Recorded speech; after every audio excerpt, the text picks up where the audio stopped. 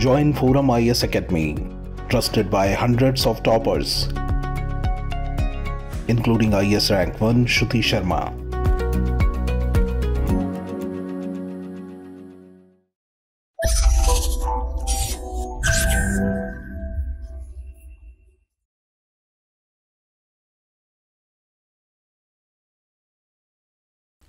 Good evening, aspirants. Welcome to the Hindu News Analysis discussion brought to you by ForumIAS for the date 3rd of August 2023.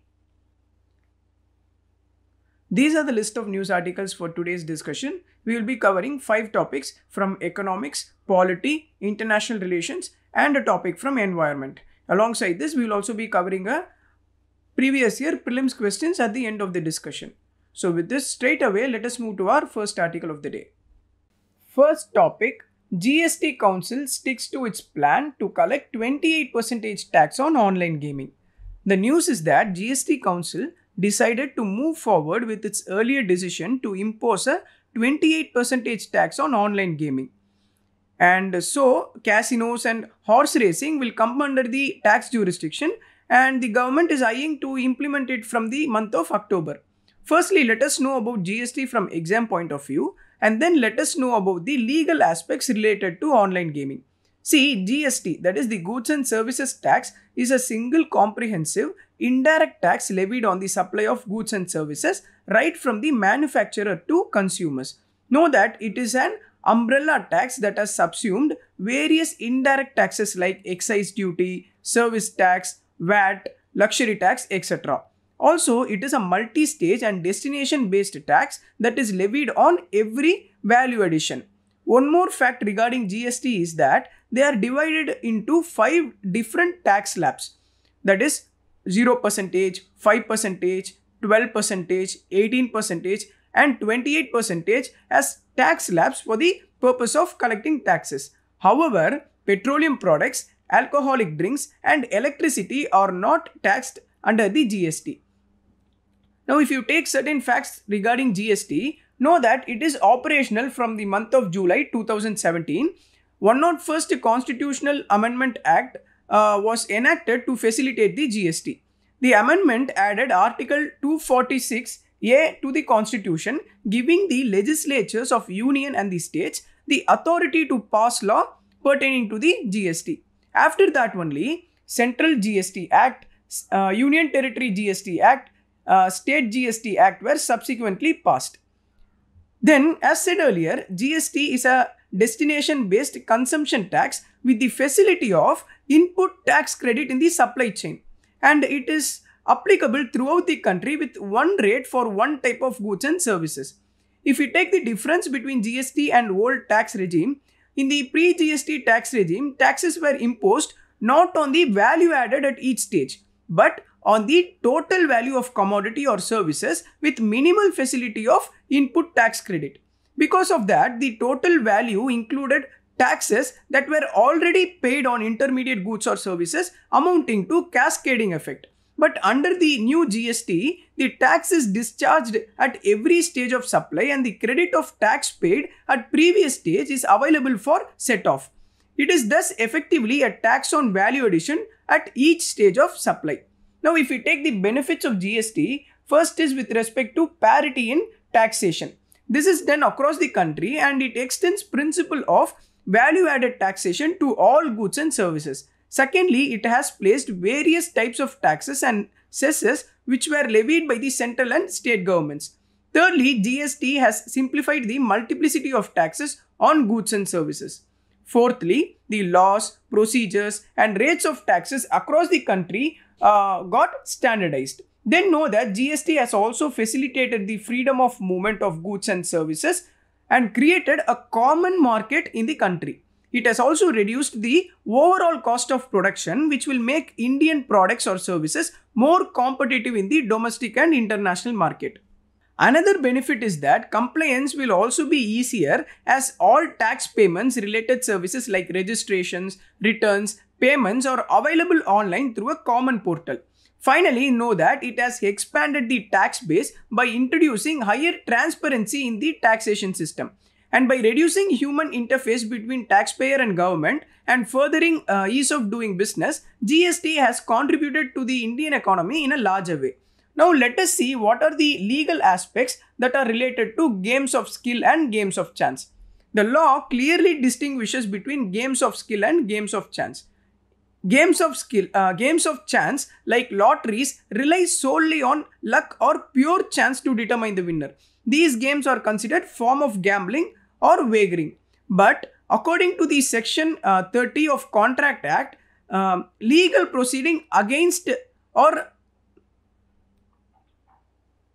games like gambling or wagering cannot be used to recover amounts due from such games. And know that Section 12 of the Public Gambling Act of 1867 states that game of skill do not fall under the category of gambling. In these games, the player's skill plays a significant role and luck or chance has very little influence. Now let us see what are the issues related to government's move to levy 28% of tax in online games. See, in the world of online games, taxes are not imposed on the entire pooled money. Instead, it is levied on the amount charged for the service provided. But in our case, government has decided to impose 28% tax on the full face value of bets placed on online games. Then know that the estimated annual GST collection from online games is around rupees 2,000 crore. Which is very limited, and it is only a fraction of total annual GST collection of 15 lakh crore. Also, the Revenue Secretary claims that new rates will result in increased collection of rupees 17,000 to rupees 20,000 crore. This would require online games worth over rupees 60,000 crores to be played. It seems highly unlikely. And increasing tax rate does not guarantee a proportional increase in tax collected. The current taxation system focuses exclusively on revenue maximization. See, while the GST collection from the gaming industry might seem modest, it employs significant number of people directly or indirectly. These employees will pay GST on the goods and services they already consume, apart from being paid for their online games. So, implementing such a high GST rate is likely to benefit offshore gaming platforms with illegal activities. It could lead to downfall of the gaming industry and substantial loss of employment without significant increase in revenue. So, what could have been a better approach is that, first, to mitigate the detrimental effect of gambling, it would have been suitable to implement measures such as setting betting limits, which could be based on gamers' income and conducting ID verifications. Then additionally, system could be established to exclude gamers with substantial losses. Also, the regulation of gambling falls under the jurisdiction of state governments. According to the regulations, games that are primarily based on chance and involves cash rewards are generally prohibited by the state government. Likewise, skill-based games should also receive some level of protection. It would be unfair to impose heavy taxation on these games. Hence, as critics say, taxation should not be imposed on the full face value of these games rather than the services charged on it. So that is all about the article. So from this article, we saw about the GST in a comprehensive manner and also regarding the online gaming. So with this, let us close this topic and move to the next topic. Second topic, post 1957, President retains power to scrap Article 370, says Supreme Court. Firstly, know that Jammu Kashmir Constituent Assembly was constituted once for the purpose of drafting the constitution of Jammu Kashmir. So when government scrapped Article 370, there were criticisms that only Constituent Assembly of Jammu Kashmir can do that and President does not have such powers. But recently, Chief Justice D.Y. Chandrachud, while heading a constitutional bench, observed orally that Constituent Assembly is not a permanent body like Parliament or Supreme Court. So, Constituent Assembly's recommendation is not necessary for scrapping Article 370. Also, he says, Clause 3 of Article 370 gave the President the power to notify 370. That is, power to notify Article 370 as inoperative or even to modify it. So, President retains the power to scrap Article 370 is what Chief Justice says. Now let us know about the Article 370 in brief manner. See, Article 370 of Indian Constitution is an article that gave autonomous status to the state of Jammu Kashmir. The article is drafted in part 21 of the Constitution, which says temporary, transitional and special provisions. The Constituent Assembly of Jammu and Kashmir, after its establishment, was empowered to recommend certain articles to Indian Constitution that should be applied to the state of JK exclusively. As a result, Jammu Kashmir Constituent Assembly later created the JK State's Constitution and dissolved itself without recommending any measure to abrogate Article 370. So previously, this article was deemed to have a permanent feature of the Indian Constitution. But for administrative reasons, it was deemed necessary to revoke this article and ensure sovereignty and unity of the country. In short, Article 370 restricts the Indian Parliament to make any law for the state. Know that Parliament can only preside over the subjects like defense, external affairs and communication. And moreover, laws related to union and concurrent list in Jammu Kashmir can be passed only after consultation with the state government. Now, let us know about the impact of revoking Article 370. First is the economic impact. According to Center for Monitoring Indian Economy, Jammu and Kashmir had the highest monthly average unemployment rate of 15% between 2016 and 2019. So, revocation of Article 370 is a step that will enhance investments and job opportunities in JK. Secondly, this significant move opens up potential opportunities for development-led economic growth in the union territories of Jammu Kashmir and Ladakh. Then if we take the education, it would lead to opening up of institutions of national importance like IITs and IIMs in the valley. Professors who were not ready to go to JK as their children doesn't get admission in schools will now be able to settle there. Then if we take the security angle, the abrogation of Article 370 will strengthen the security in the valley through timely and swift action. That is, national intelligence would strengthen against terrorism through better presence in the valley. However, it will take some time to do so. Also, due to designation as union territory, the state's police will not be answerable to Kashmir-based politicians. Rather, the police will be answerable to the central government. This move will help the center better control violence in the Kashmir area. Then if we take the administrative angle, the downgrading of Kashmir's status from state to union territory has some important implications. Because as being declared union territory, Jammu Kashmir will be directly handled by the central government. Then the new union territory of JK will resemble that of Puducherry and Delhi, while the union territory of Ladakh will resemble union territories of Andaman and Nicobar. Thus, it will help central government to work for the development of the region. Know that previously, 73rd and 74th Amendment pertaining to the elections of local bodies were not applicable in the state of Jammu Kashmir. Now, local participation will increase in the governance after implementation of these acts. Then if we take the corruption area, many of India's anti-corruption law were not applicable in Kashmir. But now, central government can effectively act against corruption, paving way for the development of the region. Then the sixth is regarding rights.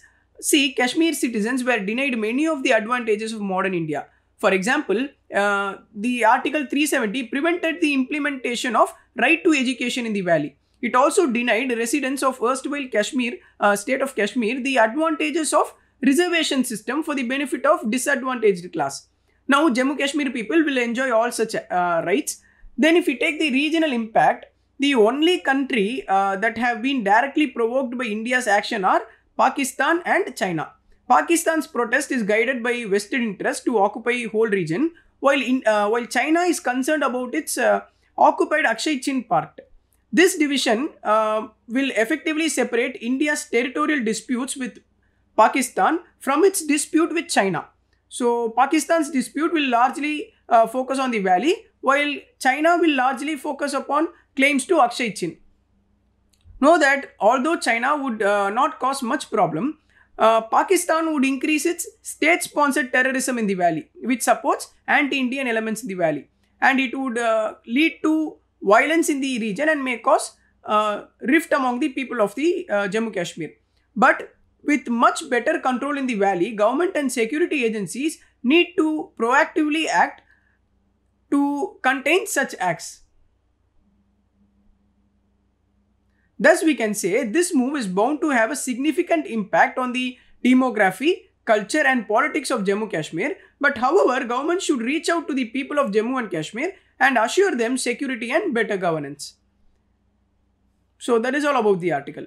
Now let us move to the third article. Third topic, from state visit to a more robust trade relationship. We know, right? Prime Minister Narendra Modi's state visit to Washington was found to be historic. And moreover, from that event, we saw US administration's intense desire to somehow make India a durable long-term partner of United States. This is keeping in mind to deal with US strategic competition with China in the foreseeable future. And it also conveyed areas of cooperation between India and US, from defense trade to emerging technologies such as artificial intelligence and space exploration. The author here firstly highlights the growing economic and trade relationship between India and US. In comparison with high progress in many areas, the economic and more specifically trade relationship between India and US is growing, and meanwhile it has surpassed US dollars 120 billion. But the author says this itself is underperformance considering the potential of India and US. Also know that India is looking forward to negotiate many new trade relationships with important partners around the world.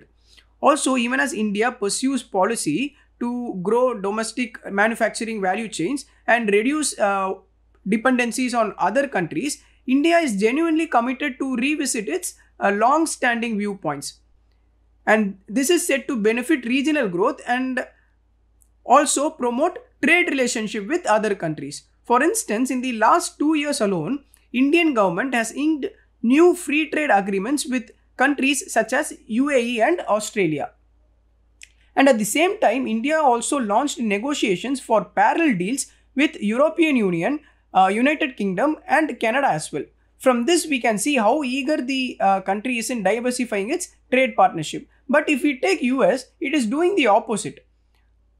US administration maintains that it has evolved away from free trade agreement and discovered a better approach to trade. That is, instead of signing free trade agreements with other countries, USA is prioritizing partnership with resilient supply chain, reshoring, etc. Another thing is that US administration is prioritizing labor rights and climate-friendly production at the present moment, which will only lead to deglobalization. So author suggests that while India is on track with diversifying its trade, US must make use of this opportunity, and for that, trade negotiators on both sides must be tasked with a more ambitious mandate. Author here once again mentions about India's eagerness to sign FTA with other countries. That is, even in the sensitive areas of agriculture, India has shown readiness to gradually open its market when other countries offer trade opportunities like free trade agreements. For example, through the Economic Cooperation and Trade Agreement, Australia obtained access to Indian market for wine, wool and other similar goods. India in return won nearly duty-free access to Australian market. So from India's recent trade engagement and negotiations, author says United States could expect more extensive agreement on the agriculture sector at large. In addition, author shares his opinion that India and US could engage in full range of trade in goods and services and facilitate higher levels of investment in future, provided if US rightly captures the interest of India in trade negotiations. Finally, he says Indian Prime Minister's recent visit to US should be the starting point for more ambitious trade agenda going forward. So with greater ambition, the often mentioned target of $500 to $600 billion in trade, in bilateral trade between India and US can be easily attained and surpassed by the year of 2030. So that is all about the article. So from this article, we saw about the economic relationship between India and US and the eagerness of India in having trade relationship with other important partners of the world. So with this, let us close this topic and move to the next topic. Fourth topic. One more cheetah dies at Kuno Park, taking the toll to 6. Among the 20 cheetahs brought in from Namibia and South Africa, 6 cheetahs as of now died because of multiple reasons. One of the reasons said is the parasitic infection that is caused by repeatedly scratching of its skin. Also, some of the previous deaths were likely from infections due to chafing by the radio collars worn by the cheetahs. Chafing means rubbing of radio collars over the cheetah's skin. So because of that, they get infected and become fatal. So from this context, let us know about cheetah and its reintroduction plan. See, cheetah is one of the oldest big cat species. It is also the world's fastest land mammal and capable of running at a speed of around 80 to 128 kilometers per hour. They are considered native to Africa and central Iran. Know that cheetahs occur in a variety of habitats such as savanna grasslands in Kenya, Tanzania, then in the arid mountain ranges in Sahara and hilly desert terrain in Iran. Cheetahs are threatened by several factors such as habitat loss, conflict with humans, poaching, and high disease susceptibility. In the year 2016, the global cheetah population was estimated to be around 7,100 individuals in the wild. And know that African cheetah got listed as vulnerable on the IUCN Red List. Historically ranging throughout most of sub-Saharan Africa and extending eastward into the Middle East and central India, cheetah is now distributed mainly in small fragmented population in and around the regions of Iran and Africa. Know that the Asian cheetah is classified as critically endangered species by IUCN and it is believed to survive only in Iran. Asian cheetahs are smaller and paler than African cheetah and looks more like a cat with a smaller head and long neck. But cheetahs in India were officially declared extinct by the year 1952. So under the action plan, the government of India plans to bring 50 cheetahs over the next 5 years to form a founding population of the cheetah species. As part of the plan, India will be translocating around 12 to 14 cheetahs from South Africa, Namibia, Botswana to Kuno Palper National Park, which is in Madhya Pradesh. Kuno National Park has been chosen because it has suitable habitat and adequate prey base. Know that Kuno National Park is around 748 square kilometers in area and it is devoid of human settlements and it is estimated to have the capacity to sustain 21 cheetahs. Then we know each of these cheetah would be fitted with GPS radio collars before they release in the wild so that they could be monitored. By such plans, India moved forward with the world's first intercontinental cheetah translocation project. Now let us see what are the challenges associated with cheetah reintroduction. First is genetic challenges. Many experts have expressed concerns over reintroduction of African cheetah instead of Asiatic cheetah. They believe that Asiatic cheetahs would have been more suitable considering historical survival of the species in the region. Then second factor is the disease transmission to other species. There are very few diseases unique and specific to predators. However, transmission of these to endemic tiger population is a cause of concern. Then the third challenge is interspecies competition. The Kuno National Park is already home to around 30 leopards. Tigers from Ranthambore Tiger Reserve in Rajasthan is just 140 kilometers away from Kuno. So they are also believed to migrate to the park. So the proximity of 3 predators in the same ecosystem may reduce survival rates of cheetahs. Then fourth challenge is with respect to man-animal conflict. More aggressive predators such as tigers and leopards will compete with the cheetahs in the park. They may drive cheetahs to the outskirts of the park where it could come into conflict with humans. So a careful analysis of pros and cons shows that cheetah reintroduction is feasible in India considering the species used to exist in the regions for centuries. But however, the associated concerns should be duly addressed to ensure their long-term survivability. So that is all about the article. Now coming to the fifth topic, government kicks off contractual dispute settlement scheme.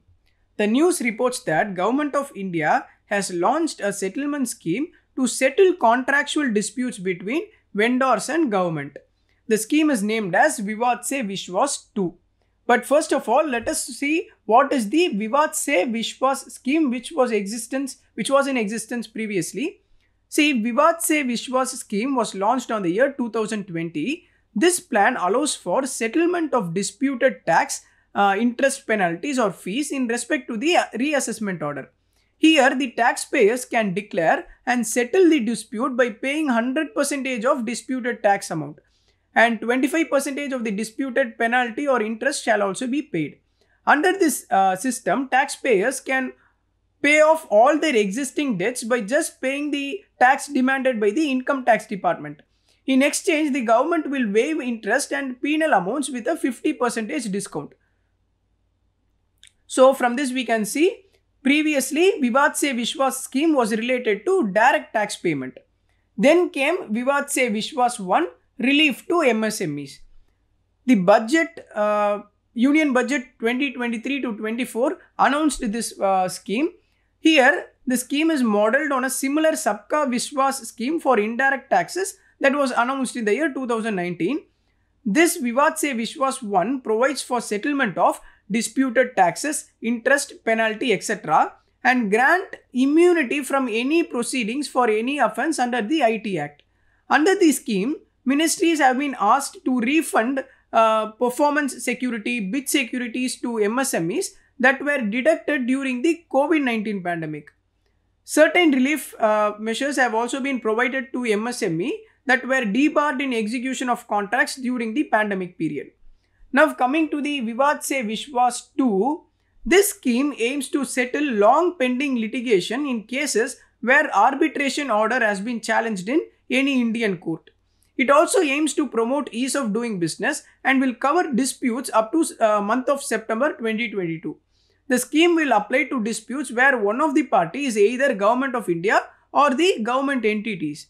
Also know that the scheme covers only domestic arbitration and not international arbitration. It covers settlement of disputed tax, disputed interest, disputed penalties, etc. So that is all about the article. So from this article we saw about Vivad Se Vishwas scheme, Vivad Se Vishwas 1 which is relief to MSMEs, then Vivad Se Vishwas 2. So with this, let us close the news articles discussion and move to the previous year prelims questions discussion. Now coming to the previous year prelims questions, today we will be covering 3 questions from polity. All the 3 questions were asked in the year 2020. So kindly listen to it. First question, with reference to the provisions contained in part 4 of the Constitution of India, which of the following statements is or are correct? First statement, they shall be enforceable by courts. Second statement, they shall not be enforceable by any court. Third statement, the principles laid down in this part are to influence the making of laws by the state. Select the correct answer using the code given below. The options given are option A 1 only, option B 2 only, option C 1 and 3, option D 2 and 3. See, the part 4 of the Constitution here means the directive principles of state policy, which are listed in the article 36 to 51. We know that the directive principles of state policy are not enforceable by any courts. So first statement is wrong. So by that we can eliminate the option A and option C. And we must here know that the principles laid down in the DPSP are considered in the governance of a country. So it is the moral duty of the state to apply these principles while enacting laws to establish a just society. So the third statement is correct. The answer for this question is option D, 2 and 3 only. Moving to the second question, consider the following statements. Statement 1 says, according to the Constitution of India, a person who is eligible to vote can be made a minister in a state for 6 months even if he or she is not a member of the legislature of that state. Statement 2. According to the Representation of People Act 1951, a member convicted of a criminal offence and sentenced to an imprisonment for 5 years is permanently disqualified from contesting an election even after his release from prison. Which of the statements given above is or are correct? The options given are option A, 1 only, option B, 2 only, option C, both 1 and 2, option D, neither 1 nor 2. See, the first statement says a person who is eligible to vote can become a minister in a state. This statement is wrong because the eligible age to vote is 18, but to become a minister, the age required is 25. So the first statement is wrong. Then the second statement says, according to RPA Act of 1951, a person convicted of criminal offence and sentenced to imprisonment for 5 years is permanently disqualified. This is also wrong because according to this act, if a person is convicted and sentenced to more than 2 years, then they shall be disqualified from contesting elections for 6 years since their release. So they are not permanently disqualified, but they are disqualified from contesting elections for 6-year period. So the correct answer for this question is option D, neither 1 nor 2. Then let us see some other qualifications to become eligible for a minister. First is that a person should be a citizen of India. Then second, he or she should not hold any office of profit under the government of India. Then if a person is not a member of parliament, then he or she should be elected to Lok Sabha or to Rajya Sabha within 6 months from the date he or she is appointed as a minister. So that is what the constitution says. Now moving to the third question. Consider the following statements. The first statement says the President of India can summon a session of the Parliament at such place as he or she thinks fit. This statement is correct. Second statement, the Constitution of India provides for 3 sessions of the Parliament in a year, but it is not mandatory to conduct all 3 sessions. It says Constitution of India provides 3 sessions. This is wrong because it is by the parliamentary conventions that 3 sessions of the Parliament are held in a year. So the second statement is wrong. If we take the second statement out, option B and option D can be eliminated. The third statement says there is no minimum number of days that the Parliament is required to meet in a year. This is also correct statement. So the answer for this question is option C, 1 and 3 only. So with this, we have come to the end of the news topics and the previous year question discussion. So with this, let us wind up the discussion. If you like the way I am teaching and if you can understand the concepts well, please give a like, share and subscribe to ForumIAS in various social media platforms for a further update. Thank you for listening.